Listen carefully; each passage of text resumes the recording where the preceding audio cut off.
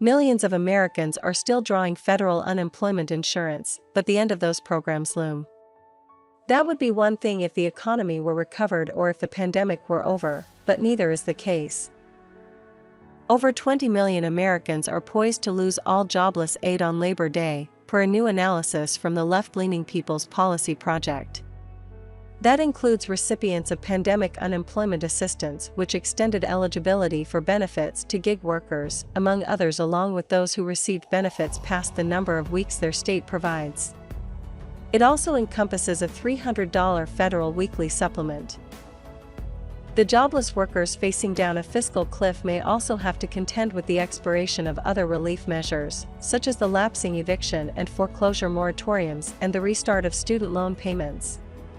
Congress isn't working on a contingency plan.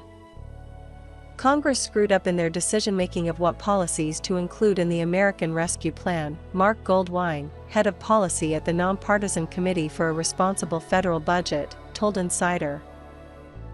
Biden's additional $300 in weekly benefits amounted to 100% wage replacement, Goldwine said, and it isn't phased out or tied to economic conditions. A 100% wage replacement policy to go through Labor Day made very little sense, he said, but on the other hand, setting unemployment benefits to expire on Labor Day also made very little sense. I don't expect the job market to be fully recovered by Labor Day, Goldwine said. And it seems like with the new Delta variant, there is going to be more virus out there than we expected. A New York Times analysis finds that there's been a 144% increase in COVID cases over the past 14 days, with a 7-day average of 56,635 new cases.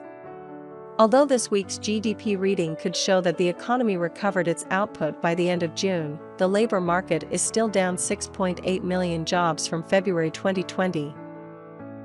Unemployment systems frequently found themselves overburdened throughout the pandemic, leaving many eligible recipients behind. Bloomberg Businessweek reported on one worker in Nevada who waited 7 months to receive his benefits. While he waited, he was evicted and had a heart attack. He later died. President Joe Biden has signaled that unemployment reform could be part of his infrastructure package, but there's been very little discussion about it in Congress.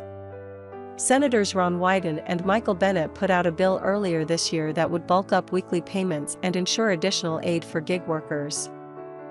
I'm not going to let any opportunity go by to prevent these continued crises where vulnerable people through no fault of their own are unable to get jobs, Wyden, the chair of Senate Finance Committee, said in an interview.